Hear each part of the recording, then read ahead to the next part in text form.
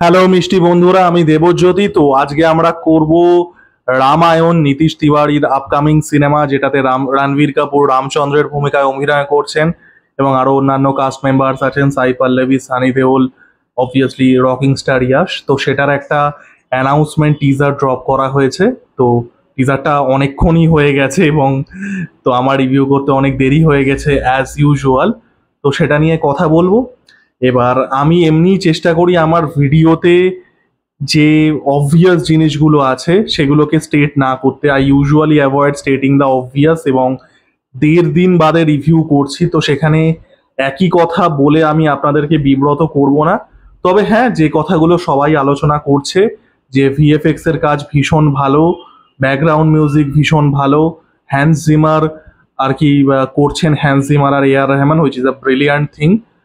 এবং যতটুকু যা দেখানো হয়েছে লাস্টে গিয়ে রণবীর কাপুর এবং ইয়াশের যে একটা খুব fraction of a second glimpse আছে, সেগুলো খুব প্রমিসিং লাগছে। তো overall it's a fantastic teaser, এবং এই টিজারটা জাস্ট বাই ইটসেলফ কোথাও গিয়ে আদি পুরুষের যে কালেকটিভ ট্রমা ছিল, আমাদের অ্যাজ আ জাতি যে কালেকটিভ ট্রমা ছিল, সেটা সাপমোচন এই টিজারটাই করে দিতে পারে। টিজারটা এতটাই ভালো হয়েছে, আদিপুরুষের সাপমোচন এই টিজারটাই হয়ে যায় ওয়ান্ডারফুল। এবং ব্যাকগ্রাউন্ড মিউজিক ইজ ট্রান্সেন্ডেন্টাল।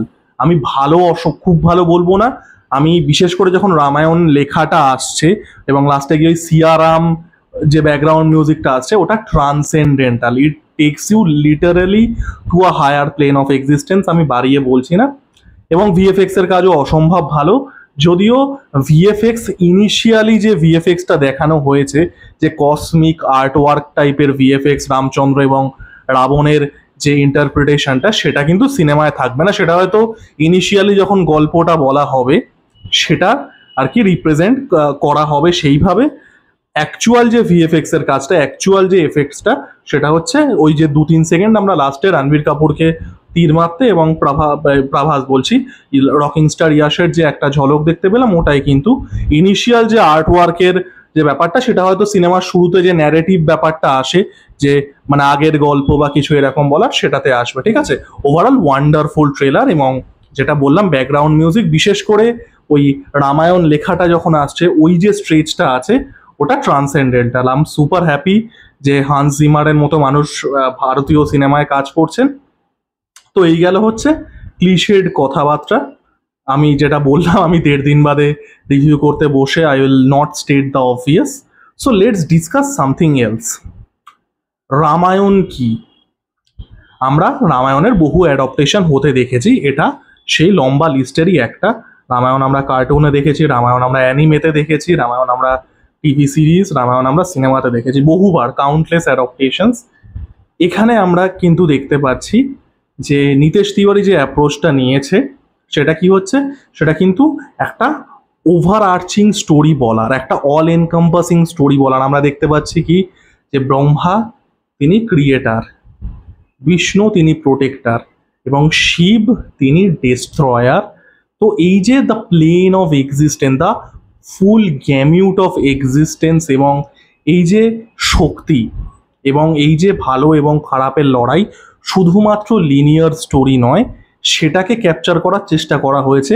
এবং আমি চাইবো হোপফুলি সিনেমাতেও সেটাই ক্যাপচার করা হোক। কারণ আমরা যে স্টোরিটা দেখি রামায়ণের সিনেমাতে বা টিভি শোতে, সেটা খুব লিনিয়ার একটা স্টোরি, সেটা খুব লিনিয়ার, মানে it's just like a small slice of a bigger pie. সেটা কিন্তু নয়। মানে আমরা রামায়ণ বা মহাভারতের অ্যাডাপ্টেশনে কি দেখি, দশরথের 4 ছেলে, তার মধ্যে রামচন্দ্র এবং সীতার বিয়ে বিয়ে হচ্ছে, কইকেয়ী ম্যানিপুলেট করছে, বনবাস, তারপরে শূর্পণখা, রাবণ, সীতাহরণ, রামসেতু, হনুমান গিয়ে লঙ্কা দহন করছে, লাস্টে গিয়ে রাবণকে হারিয়ে দিচ্ছে, অগ্নি পরীক্ষা, অযোধ্যায় ফিরে আসা, হ্যাপি এন্ডিং। খুব লিনিয়ার একটা স্টোরি বলা হয়, কিন্তু এটা কিন্তু রামায়ণ নয়।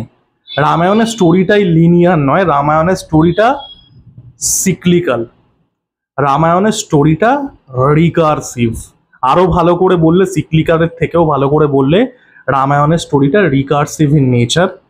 যে ইভেন্টটা হয়ে গেছে, যেটা হলো, সেটা আগেও ঘটেছে, সেটা ভবিষ্যতেও ঘটবে। It's recursive in nature, it's a mythological recursion. তো রামায়ণ কি? রামায়ণ কি ভালো এবং খারাপের লড়াই? অবশ্যই সেটা, বাট শুধুমাত্র সেটা নয়। রামায়ণ থ্যানোসের ভাষায় বললে it's about balance, cosmic balance, ভালো এবং খারাপের ব্যালেন্স। সেই ব্যালেন্সটা যখনই টালমাটাল হয়ে যায় তখনই একটা কোনো রকম কসমিক ইভেন্ট ঘটে, যখন পাপের ঘোড়া কোট আন কোট পূর্ণ হয় তখন কোনো রকম অবতার আসেন, সেটাকে ব্যালেন্সটাকে রিস্টোর করে যান, এবং এটাই ইটার্নাল সাইকেল জুড়ে চলতে থাকে। There is no escape to it, এটাই রিয়ালিটি, এটা সিঙ্গুলার ইনসিডেন্ট নয়। রামচন্দ্র মানে ভগবান বিষ্ণু যখন বৈকুণ্ঠে বসে আছেন, তিনি দেখছেন কি, তিনি যখন লক্ষ্মীর সাথে বসে আছেন তিনি দেখছেন যে আর কি কসমিক যে ব্যালেন্সটা আছে সেটা টালমাটাল করছে। এই যে শিব বলে শিব ভক্ত একজন মানুষ, সে রাবণ, সে ব্রহ্মার থেকে বর পাচ্ছে, সে লোকটা স্কলার, সে মানে 10 মহাবিদ্যার বিশারদ, সে বেদ বিশেষজ্ঞ, সে শক্তি আরোহণ করে সে পৃথিবীতে হি ইজ রিকিং হ্যাভক। চলো ব্যালেন্সটাকে রিস্টোর করে দেওয়া যাক। It's about balance, karmic balance. এবং যেটা বললাম যে ইটস রিকার্সিভ ইন নেচার, যে জিনিসটা হয়ে গেছে সেই জিনিসটা আবার হচ্ছে, ভবিষ্যতে হবে, এবং সেটা বারবার করে কিন্তু রামায়ণেতে বলাও আছে। ধরুন রাবণের প্রথম জন্ম নয় রামায়ণ, আপনারা প্রত্যেকে জানেন।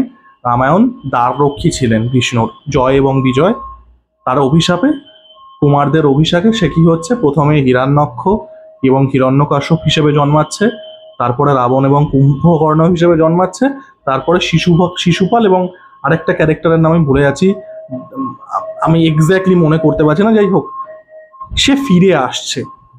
তার যে পুরনো অভিশাপ ছিল সে সেটাতে ফিরে আসছে। Cycle, recursion.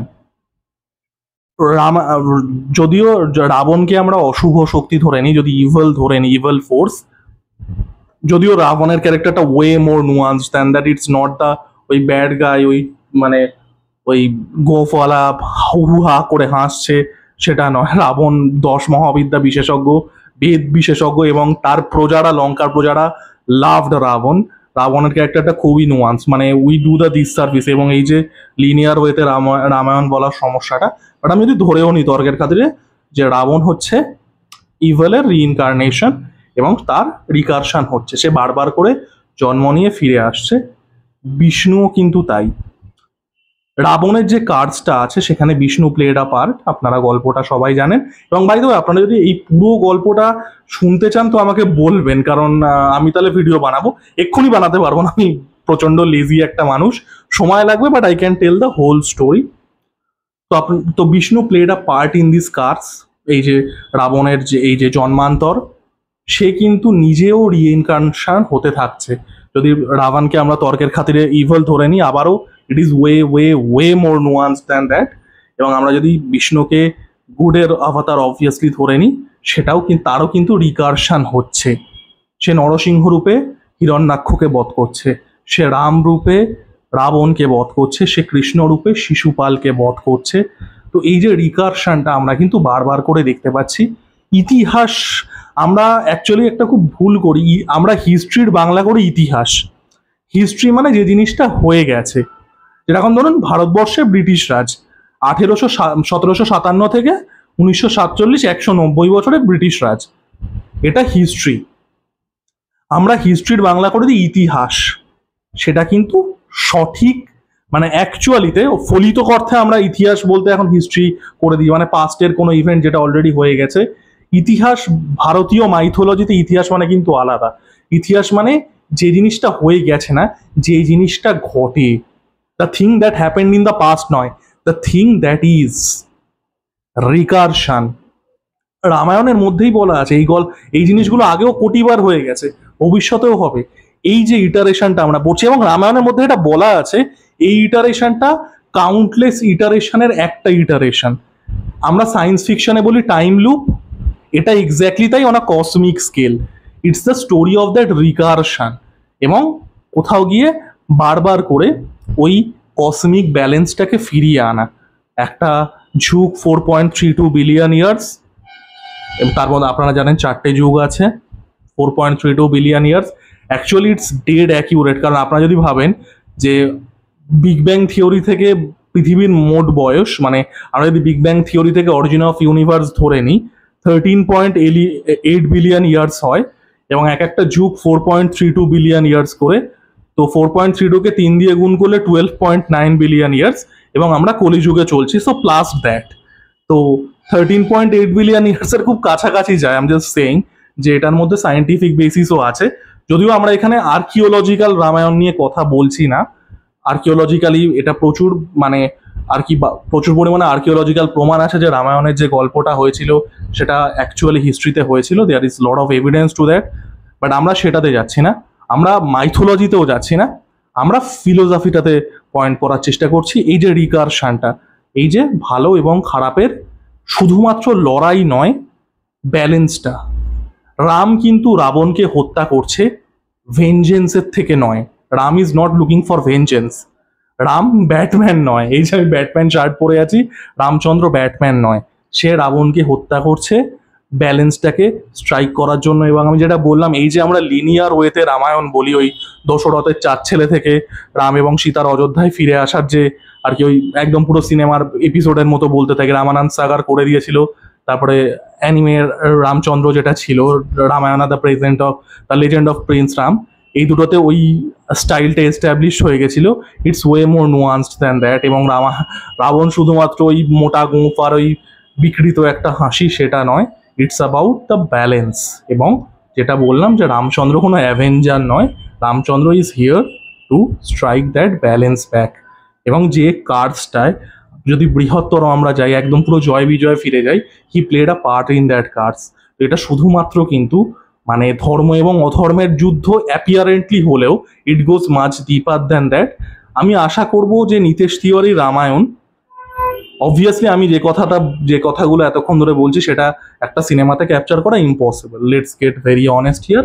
But Nitesh Tiwari যেহেতু তিনি সৃষ্টির কথা বলছেন, তিনি ব্যালেন্সের কথা বলছেন টিজারে, যদি এই নুয়ান্সগুলো কিছুটা লেভেলেও টাচ করতে পারেন, দ্যাট উড বি গ্রেট। মানে লিনিয়ার স্টোরিটা তো আমরা 1 কোটি বার দেখেছি, দশরথের 4 ছেলে, মন্থরা কৈকেয়ীর কানে বিষ ঢালছে, বনবাস, তারপরে সুর্বনাখা নাক কেটে যাচ্ছে, রাম সেতু তৈরি হচ্ছে, মানে হনুমান লঙ্কায় আগুন লাগিয়ে দিচ্ছে, এগুলো তো কোটিবার দেখেছি, তাই না? যদি এই যে নুয়ান্সগুলো, এই যে একটা খুব লিনিয়ার স্টোরি, এবং আবারও Ramayana is not a linear story, it's a cyclical story, ওই সায়েন্স ফিকশনের টাইম লুপের মতো, যদি এই নুয়ান্সগুলোকে কিছুটা টাচ করতে পারে, এবং এই টিজারটা দেখে আমি সব থেকে ভালো আমার এই জিনিসটাই লেগেছে, more than VFX, more than background music, it's this philosophical nuances of Ramayana, যেটা অনেক ক্ষেত্রে এই যে অ্যাডপ্টেশনগুলো হয় সেগুলো এত লিনিয়ার হয়ে যায় যে সেইগুলো মিস হয়ে যায়। যদি এই ফিলোসফিক্যাল ডেপথগুলোতে যেতে পারে এবং একটা লিনিয়ার গল্পের বাইরে, এবং আবারও আই বি ভেরি অনেস্ট যে পুরো যে গ্যামুটটা আছে রামায়ণের সেটা ক্যাপচার করা একটা সিনেমাতে পসিবলই নয়, বাট যদি কিছুটাও করতে পারে দ্যাট উড বি ওয়ান্ডারফুল। আমার যেটা বললাম, আমার টিজারটা অসম্ভব ভালো লেগেছে, শুধুমাত্র ভিএফএক্স বা ব্যাকগ্রাউন্ড মিউজিকের জন্য নয়, আমার এই ফিলোসফিক্যাল ডেপথটা ভালো লেগেছে। টিজারটা ইটসেলফ আপনাকে আদি পুরুষের যে ট্রমাটা আছে সেটা থেকে মুক্তি দিয়ে দেবে। তো ওভারঅল ওয়ান্ডারফুল। এবং আপনারা যদি এরকম ডিটেলসে রামায়ণের যে পুরো গল্পটা আছে, not just the linear story, আপনারা তো সবাই সেটা জানেন, তাহলে কমেন্টে জানাবেন, এবং কয়েকদিন আমাকে সময় দিতে হবে, বিকজ আমি তো জানেন প্রচণ্ড লেজি একটা মানুষ। তো এই ছিল আমার ভিডিও। আপনাদের রামায়ণের টিজারটা তো আশা করছি সবারই দেখা হয়ে গেছে, আমি তো অনেক দেরি করে ভিডিও করলাম। কেমন লেগেছে রামায়ণের টিজারটা জানাবেন, আমার ভিডিওটা কেমন লাগলো জানাবেন। টাটা।